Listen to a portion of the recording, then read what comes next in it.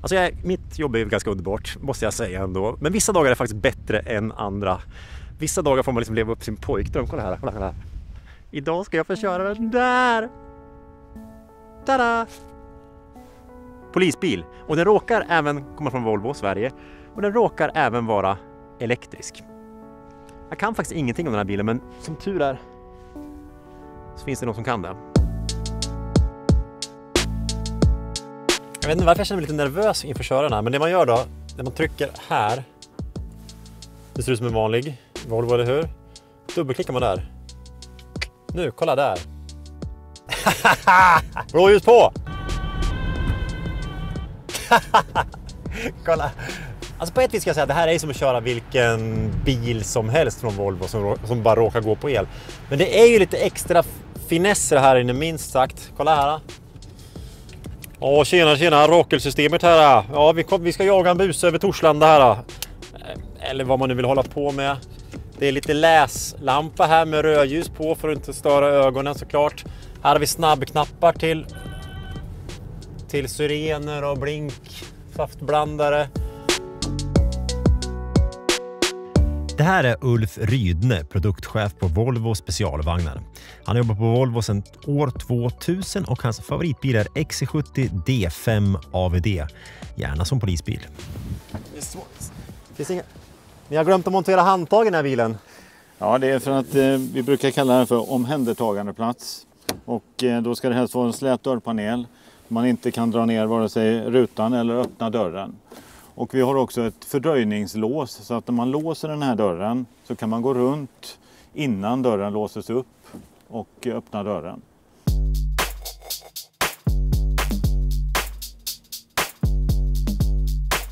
Okay, först kan man tro att det här är någon slags extra grej, men det är inte det. Utan busen ska få för sig att sparka polisen. Det är ett sparkskydd, ja, precis. Ett sparkskydd. Ja, exakt. Hur känns det? Det funkar bra, Ulf! Ja, den här är i vissa delar återanvänd ifrån det skyddet som man hade för barn på 70-talet mellan stolarna. Så att den här har hängt med ganska länge, men den fyller sin funktion väldigt väl. Ja. Din förbannade plit! Här har vi en förvaringsbox, en säkerhetsbox, och det går att använda till olika saker. Man kan till exempel ha förstärkningsvapen. Och i det här fallet så har vi en mall för MP5. Men det går ju också att lägga andra saker som beslag eller annat här. Fint. Har alla polisbilar en sån här? Det finns i vissa länder, ja. Den snor ju ganska mycket bagageutrymme, det ska vi vara ärliga med. Men visst, det är en förvaring så att... Ja. Man ska inte packa skidor liksom. Ja, hörru du. Stopp där. Jag ska vara ärlig med er, jag har inte riktigt koll på vad allt det här är. Man har faktiskt en egen navigation här, kopplad till Rakel, nu inte den på här. Det här är ju en konceptbil, alltså inte en riktig, utan en riktig bil. Så den är lite testbänk det här. Så det är massa grejer som man kan kika på här. Här sitter en liten lustig knapp. Ser ut som en liten mikrofon. Någonting man kopplar så här, men det är det inte. Man trycker på den. Ja, så är det i och för sig en mikrofon, men då kan man prata rakt ut, en handsfree alltså, i polisradion. Trycker man där, snackar. Alltså som bil betraktad är det här fortfarande bra. Just den här modellen råkar vara 2-3 år gammal, alltså innan facelift, men det spelar ingen roll. Det är fortfarande en EX40 som man känner till, va? Och just som liksom drivlina betraktad så tycker jag att den passar ju superbra. Alltså det här är ju liksom 400 häst. Jämför det här med en XC60 så det här är ju rappare liksom, piggare. Vi har räknat med att för en polisbil som är till stadstrafik så ungefär 100 kilo bygger vi in. Och om man jämför med de mest komplicerade bilarna idag så är det lite lägre. Vi tunar chassit, det är tunande dämpare, vi har andra fjädrar, krängningshämmare, bumpgummi. Och det gör ju att bilen fortfarande är säker trots att vi har ökat den maximala totalvikten på bilen. Den blir lite hårdare, framförallt om den är olastad. Den ska vara så förutsägbar som möjligt, och om den ska vara något så får den vara lite överstyrd hellre än understyrd. För då känner man vad som händer med bilen på ett helt annat sätt. Visst, det är ju det här med... Man ska ju ärligt säga att den här bilen passar ju inte överallt. Det är ju trots allt en elbil och ibland måste man köra långt med sin polisbil. Men som stadsbil är det ju... Jag tror inte att det är helt fel alltså. Jag tror jag inte. Jag ser det här som främst en citypolisbil där man inte behöver ta med sig så mycket utrustning varje gång och där det finns understödspunkter, laddningsstruktur i staden. Okay. Alltså du säger att polisen måste ha ett eget ställe att ladda på liksom? Ja. Jag tror att det blir både och i det här fallet, men jag tror att det behövs någon form av egen laddning också. Alltså om du får tänka fritt då, om 15 år i Sverige, har vi elbilar då som polisbilar? Ja, det tror jag definitivt. Och då kanske inte är den här lilla bilen utan den större då, eller? Det kan det vara, men det kan också vara en liten bil. Ja. Här nere, kolla. Lampa sitter där. Var man än tittar så hittar man lite roliga grejer liksom. Man kan ju också, den är betydligt mer detaljerad. Alltså det är som om en ingenjör har ställt in. När trycker man på batteristapeln där nere, som ser lite trubbig och konstig ut i grafiken, men så får man fram en jättedetaljerad översikt över fordonsbatteriet. Så ser det inte ut i en vanlig EX40 kan jag säga. Men sen är det massa knappar för belysning här. Det är... vad är det där då? Okej, men tänder det bak. Det är extra lampor där bak såklart. Här är delar av den installationen som är gjord. Och detta är en prototypbil så att det är inte riktigt på samma sätt som vi brukar göra, men snarlikt. Men går det ens att säga någonting vad det här är? Det är blåljus och siren. Här har vi den här Center Stack Display Switchen som vi pratade om tidigare. Som möjliggör att man kan få den polisiära manöverpanelen i centerstacken. En liten pryl som kapar signalen till skärmen kan man säga. Vi har ett, vi kallar det för spyskynke. Man kan ha över baksätet. Självförklarande. Brandsläckare har vi också. Vi har ett extra förstärkningsljus här uppe så att man kan ha arbetsplats. Just det där borde ni nästan ta med till Volvo, riktiga Volvo, för det är en bra grej ju. Väldigt bra grej. Sen sitter det en kamera här också, bakåtriktad. Ja. Nu har vi tar vi rygg på en annan XC40 här. Det är värsta utryckningen här nu. Alltså kolla här, det som är lite kul är ju den här funktionen. Det sitter en extra padda här. Och det här är ju... Titta! Ser man exakt hur snabbt bilen framför kör. Den kör en 51 km i kurvan här. Sitter ju en radar i fronten som läser av hastigheten på bilen framför. Samt en kamera här uppe som gör att jag faktiskt kan se vad det är jag läser av. Det här känns ju ganska användbart.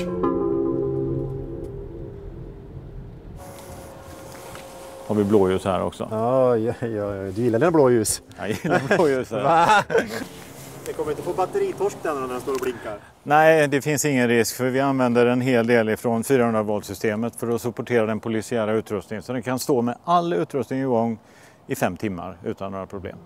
Jag tänkte, ett pris då? Har du något pris den här bilen? Grundvagnen med Twin Engine ligger på knappt 600 000. Och sen är det ju helt beroende på vilken polisiär utrustning du väljer att bygga in. Den kan ju kosta allt mellan 100 000 till 300 000. Vilken väljer du? Väljer du EX40 eller väljer du den där borta? Va? Ja, jag har ju sagt tidigare att jag tycker att min favorit är ju XC70, så någonstans mitt emellan då.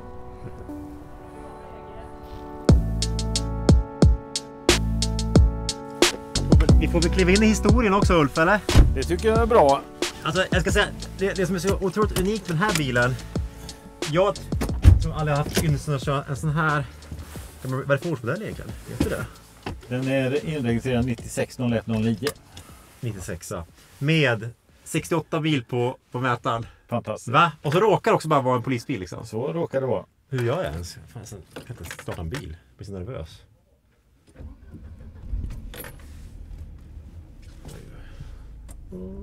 Alltså, den här har ju då stått i 30 år nu. Och det som är så unikt med den, det får nästan du säga, Ulf, den har manuell låda. Det gillar inte ni på specialvagnar? Nej, vi tycker egentligen att automatlåda är en säkerhetsfeature. Man ska koncentrera sig på sin körning och inte behöva hålla på och tänka på växlar och sånt. Men det var då en polismästare någonstans i Sverige, fick vi reda på det, men som han var lite, ska vi säga, gammeldags. Han ville minsann ha en manuell låda. Eller manuell låda. Och så var det. Och då hade vi väl viss leveranstid, så att när den väl skulle levereras så hade den här kommissarien eller vad han var gått i pension. Och då var det ingen som ville hämta ut bilen. Nej. Då blev den kvar i Volvos ägo. tackar vi för att vi kan åka runt på Torslanda och köra med 30 år senare. Alltså helt flångny liksom. Det är inte det är otroligt ju. Fint, men vad känner du? Får du lite nostalgiska vibbar av det här? Du var inte med på den tiden, men... Nej, jag jobbade inte på polisbilar då, men jag levde i alla fall. Ja. Jag har inte åkt någon 96a polisbil heller under den tiden, men den är ju ny. Fasen vad den känns tight alltså. Va? När man bara kör här, det finns ju noll svaj i den. Ja, men har den ett annat chassi? Jag tror att den kan ha modifierat chassi, ja. Mm.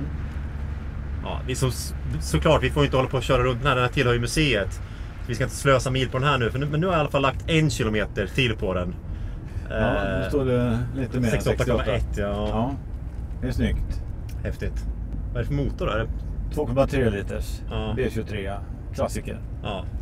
Det var så turbo plus fanns ju också. Vad är det? Alltså, det är nog vanlig turbo. Vanlig turbo. Ja. Det såg ju turbo fint där i alla fall. Men du får berätta där, kolla här. Du var ju så stolt över den här. Ja, vi har ju faktiskt det här sparkskyddet. Det känner vi ju igen från elbilen vi tittade på tidigare. Ja. Och det är bara en lätt modifiering över åren. Ja, lite ihåligare där då. Lite ihåligare. Ja. Ni kanske borde ta tillbaka det ihåliga. Kanske det. Ja. Men då har man ingen förvaringsplats. Nej. Okej. Det är mer prylar som ska ner nu. Ja. Jag tror den här också såldes till barnfamiljer så att inte barnen skulle åka fram. Okej. Ja. Men ni hittade på det så gick det vidare? Nej, jag minns inte, men jag vet att mina föräldrar hade en sån i 245 när jag var liten. Okej. Ja. Så. Det kändes bra. Ja, du fick den 2 kilometer till. Fantastiskt. Vilket lyxvarv. Grym bil. Ja, gud. Ja, hallå gubben, hur är det med dig? Ta en öl till. Ta en öl till, sen får du gå hem. Okej? En till. Nej, en öl. Sen går du hem. Tack för att ni tittade. Glöm inte att prenumerera. Det kan ni väl göra. Så ses vi i nästa film.